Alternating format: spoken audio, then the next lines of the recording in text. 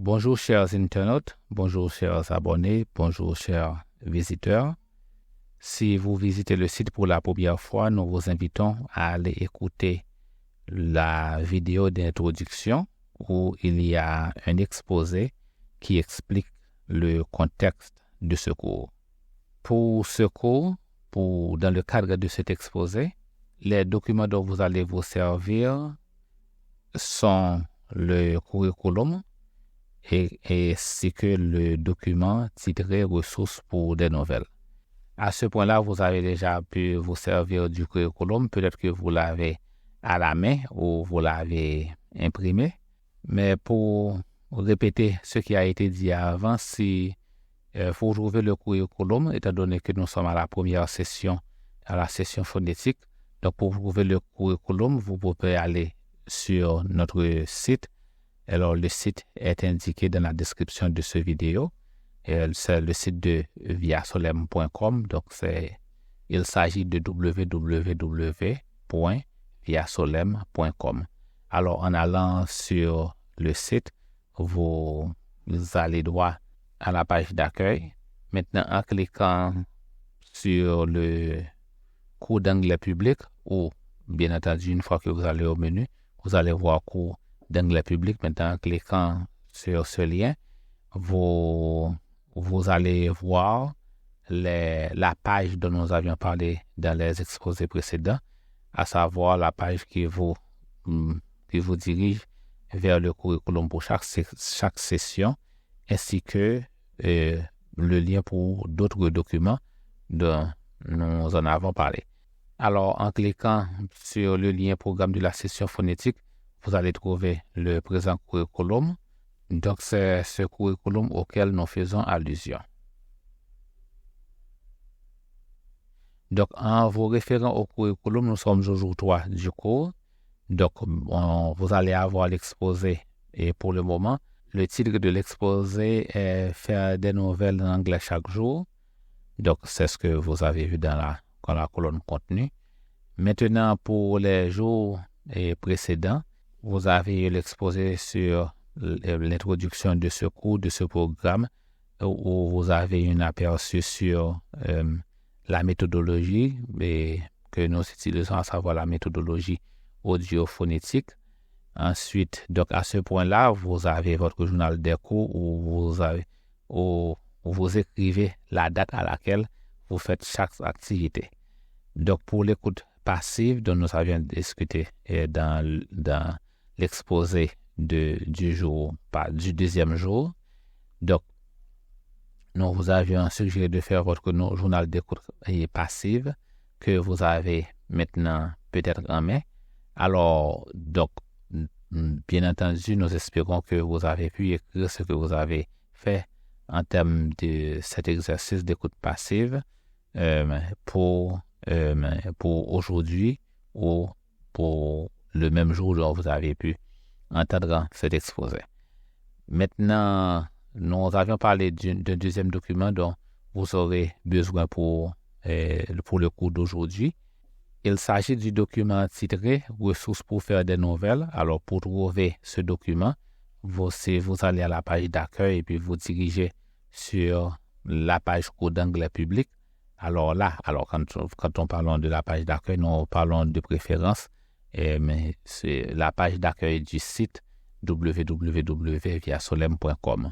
Alors, une fois sur ce site, si vous allez au menu et vous cliquez sur la page cours d'anglais public, alors à ce moment-là, ça va vous donner la page du curriculum pour chaque session.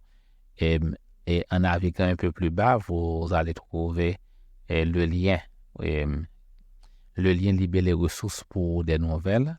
Alors, en cliquant sur ce lien, cela va vous conduire au tableau des ressources pour des nouvelles. Alors, c'est ce document ainsi que le curriculum que nous utilisons aujourd'hui dans le cadre de ce cours. Maintenant, comme rappel par rapport au curriculum, vous avez peut-être remarqué que les exposés, alors pour chaque jour dans le curriculum, et surtout au début, il y a un exposé qui est programmé à être écouté.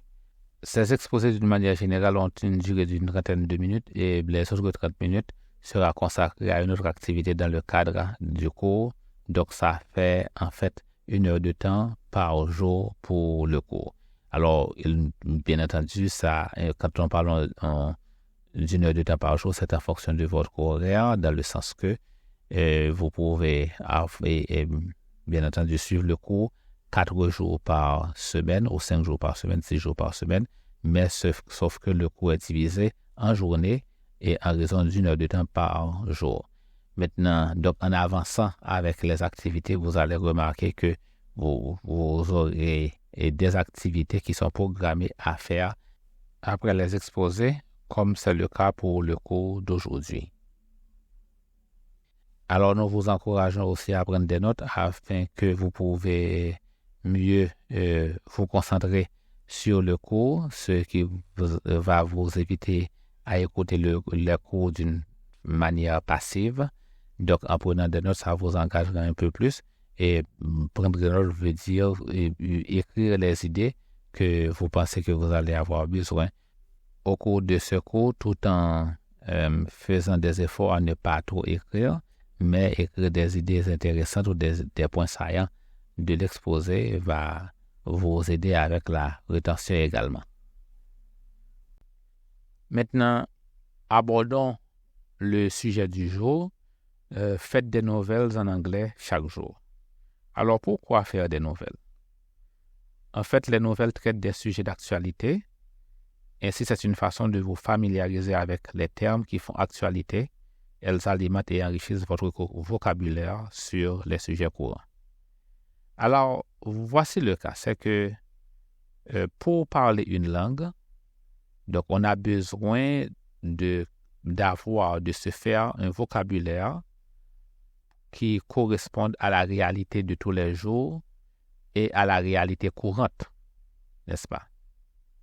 Maintenant, où est-ce que vous allez trouver les expressions, le vocabulaire approprié pour parler des choses courantes? C'est dans les nouvelles. En fait, ce n'est pas quelque chose à laquelle on peut s'échapper, et surtout si on vit dans le pays où la langue est parlée. Donc, bien sûr, au début, vous n'allez pas tout comprendre, c'est certain, mais comme nous l'avions dit dans l'exposé sur l'écoute passive, en vous exposant au parler des gens, à ce qu'ils se disent, à des conversations courantes. Maintenant, qu'est-ce qui va se passer? C'est qu'avec le temps, vous allez pouvoir tout entendre. Donc, naturellement, ça commence aussi avec les nouvelles. C'est que en entendant les nouvelles, vous allez développer une bonne conscience de ce qui se passe autour de vous. Et puis, et ça va vous enrichir avec les termes de tous les jours, les termes de ce qui se passe autour de vous.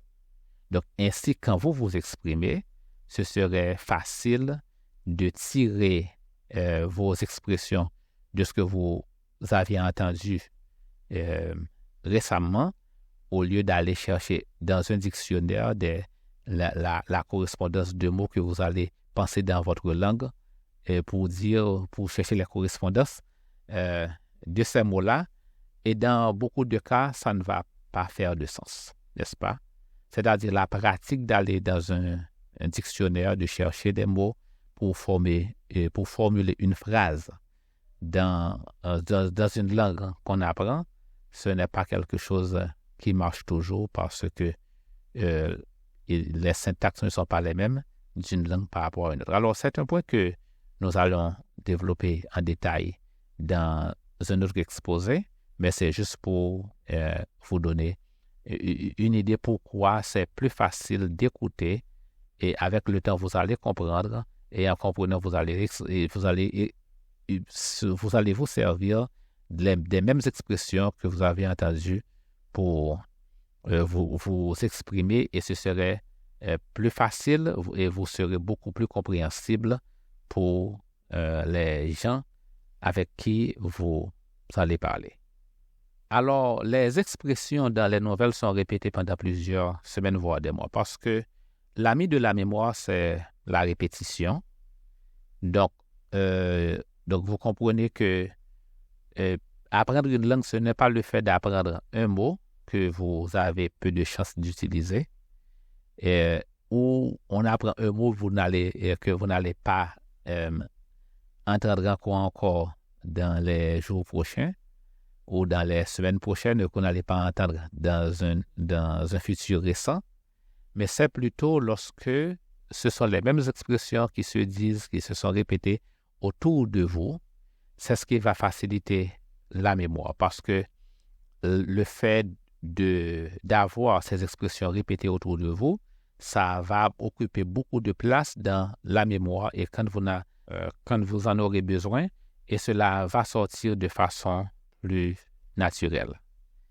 Maintenant, quand il s'agit des nouvelles, les mêmes expressions sont répétées pendant plusieurs semaines, voire des mois. Alors, c'est vrai, parfois, il y a des choses ponctuelles qui arrivent, des événements ponctuels, où l'on fait un reportage ponctuel et par la suite, on n'entend plus parler de cela. Maintenant, par contre, dans la plupart des sujets qu'on aborde dans les nouvelles, ce sont des sujets qui vont durer un certain temps.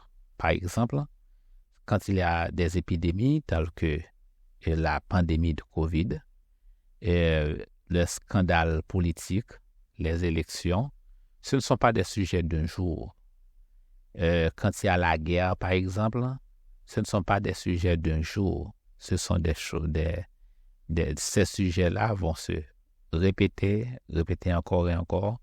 Alors, maintenant, en attendant les nouvelles, en faisant des nouvelles régulièrement, même si au début, on ne va pas rien comprendre, mais en faisant les nouvelles régulièrement, cela va, en fait, vous exposer à la répétition des mêmes expressions, des mêmes sujets, et ça va construire votre vocabulaire autour de ces sujets qui font l'actualité. En ce rapport, parlons de la façon dont les nouvelles sont classées.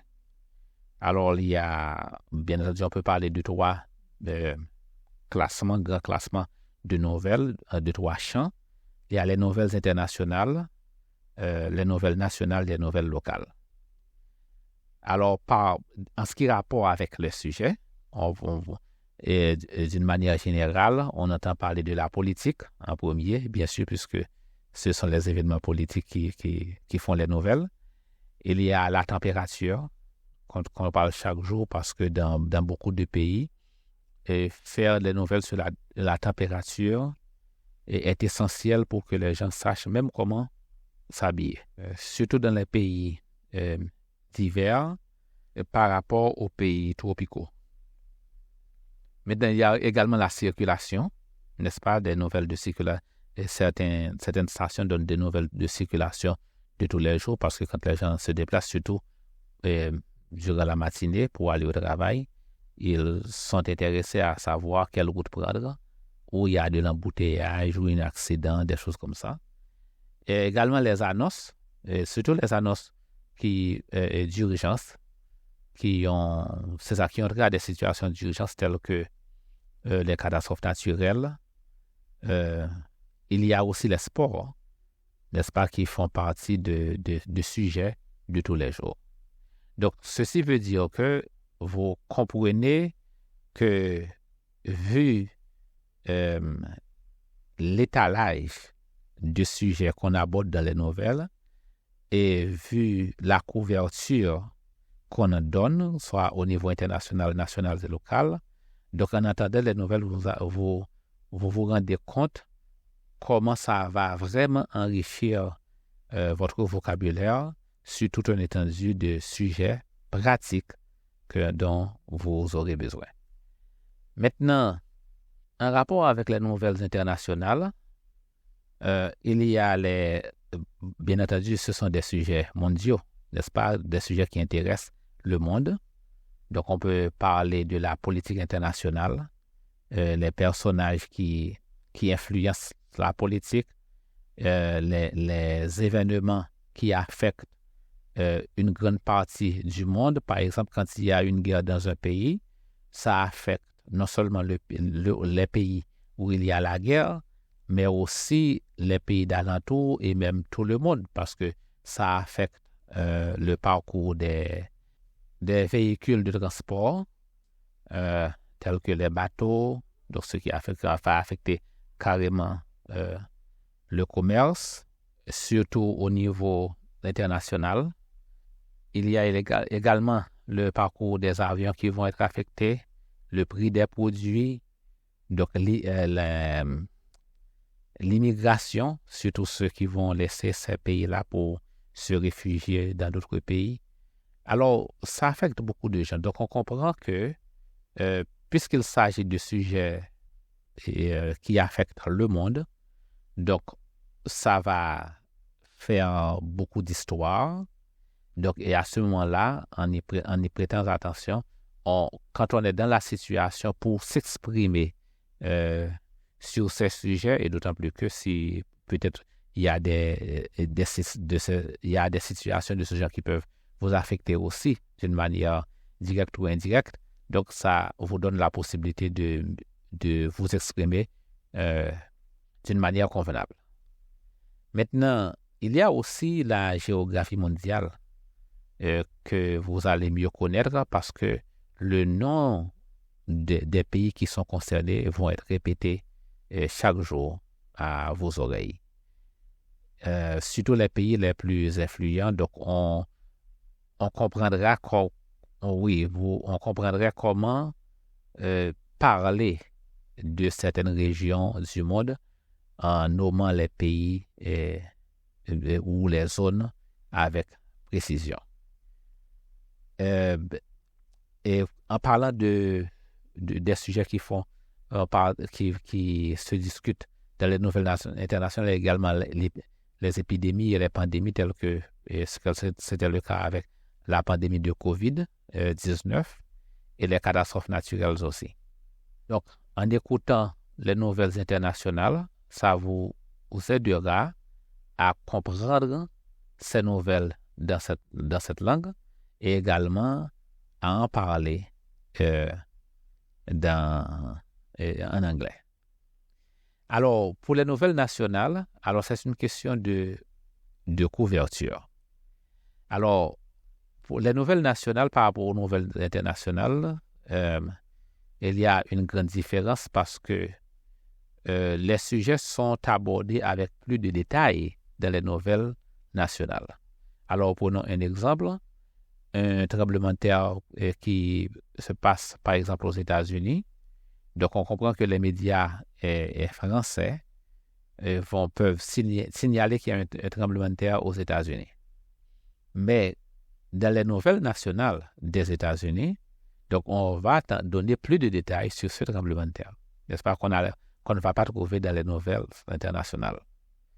Donc, maintenant, quand on choisit un pays d'une manière précise pour faire les nouvelles nationales chaque jour, donc on comprend qu'on se donne la chance pour avoir un meilleur développement de ces nouvelles, donc ce qui va élargir votre perspective et augmenter votre vocabulaire sur ce sujet. Alors, c'est ainsi qu'on aurait plus de détails sur ce qui se passe au Parlement, par exemple, ou les parlements, tels que dans un pays comme les États-Unis, il y a non seulement le Parlement fédéral, mais il y a également les parlements d'État. Il y a également l'économie, ce qui affecte beaucoup plus les gens, le budget national, n'est-ce pas, ça se discute dans les nouvelles nationales. Les projets nationaux tels que des grandes constructions de routes ou autre chose qui concerne le pays qui n'ont aucun intérêt sur le plan international. Donc ça dans les nouvelles nationales qu'on va pouvoir s'informer là-dessus. Il y a également, comme je viens de le dire, une plus large perspective, mais il y a les débats qu'on fait autour de ces sujets, donc par des agents nationaux, donc où ce qui permet de mieux comprendre la politique du pays duquel vous écoutez les nouvelles nationales. Et il y a également les nouvelles locales. Les nouvelles locales, contrairement aux nouvelles nationales, les nouvelles locales se penchent sur une ville en particulier. Alors, parce qu'il y a des choses qui se passent dans les villes qui ne concernent pas tout le pays, n'est-ce pas? Par exemple, des choses qui se passent sur la vie de tous les jours, un crime mineur, même s'il s'agit des fois de meurtre, qui était passé, n'est-ce pas, dans un coin donné, dans un coin de rue donné, si ça n'affecte pas beaucoup de monde, donc on comprend que, bon, ça va rester dans les nouvelles locales. La circulation, par exemple, donc tout le pays n'a pas besoin de savoir quel coin de rue a été fermé, n'est-ce pas, dans une ville donnée. Donc ça, c'est dans les nouvelles locales qu'on va le trouver. Et il y a également la température locale. Bien sûr, il y a la température au niveau national, mais il y a la température locale, n'est-ce pas, où l'on va mentionner des endroits précis et dont on a besoin de s'informer là-dessus. Donc, c'est dans les nouvelles locales. Et ce qui se passe aussi à travers plusieurs quartiers, la voix des résidents, ce qui affecte les résidents, l'élection au niveau municipal, tout cela se discute dans les nouvelles locales. Donc, on comprend que en écoutant les nouvelles locales, ça va enrichir votre vocabulaire dans des sujets ou des aspects que vous n'allez pas pouvoir vous enrichir en écoutant les nouvelles nationales et les nouvelles internationales, n'est-ce pas? Maintenant, puisqu'il y a beaucoup de stations de nouvelles et des chaînes, oui, des stations et des chaînes de nouvelles, maintenant, comment choisir? Qu'est-ce qui va vous guider? Bien entendu, quand vous choisissez un nombre limité de stations, peut-être une ou deux, peut-être trois, donc ça vous permet de mieux personnaliser cet aspect, dans le sens que vous vous familiarisez avec les discours des personnages médiatiques, parce que en entendant les mêmes voix chaque jour, voilà l'idée ici.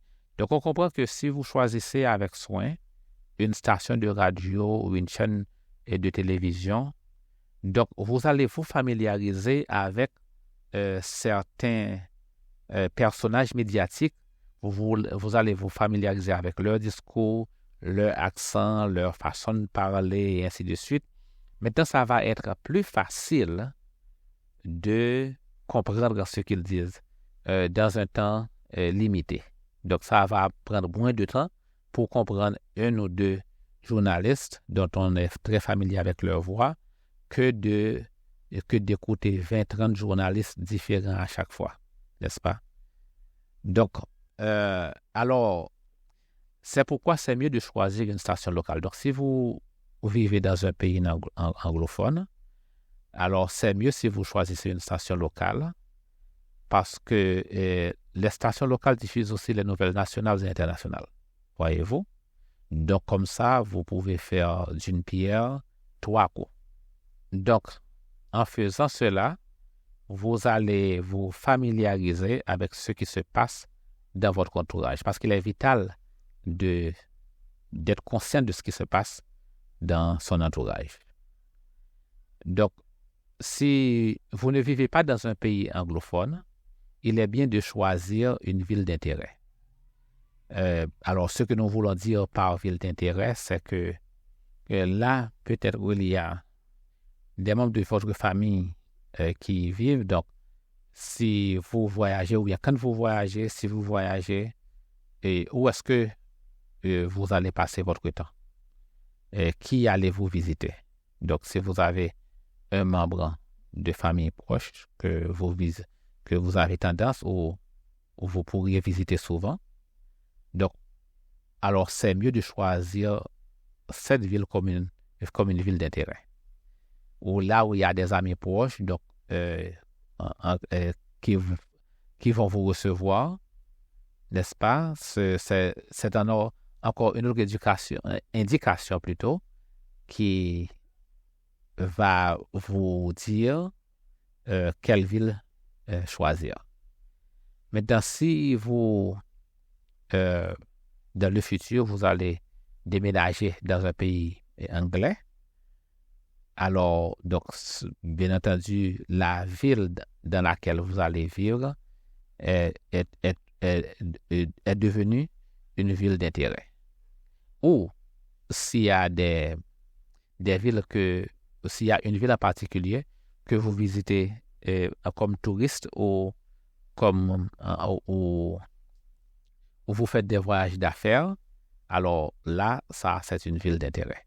Donc, vous comprenez bien la situation. C'est plutôt une ville où vous aurez l'occasion de visiter, où vous avez des intérêts des membres de famille que vous visiterez, là où vous allez faire des affaires, ou là, vous comptez vous déménager. Maintenant, laissons-nous vous diriger sur une liste de stations de nouvelles que nous avions compilées pour vous. Alors, pour trouver cette liste, vous allez vous référer au document ressources pour des nouvelles dont nous avions mentionné au début de cet exposé et où nous vous avions indiqué comment le trouver. Alors, dans le tableau des ressources des nouvelles, parce qu'en cliquant le lien, ça va vous diriger vers un tableau. Maintenant, une fois que le tableau est ouvert, vous allez voir des colonnes telles que les colonnes sont pays, ville, station, lien et médium. Alors, pour les pays, nous avons mis les villes principales du Canada. Alors, pourquoi? C'est parce que la façon dont les nouvelles sont organisées au Canada, dont les médias se sont organisés au Canada, c'est différent par rapport aux États-Unis quand il s'agit des références de sites.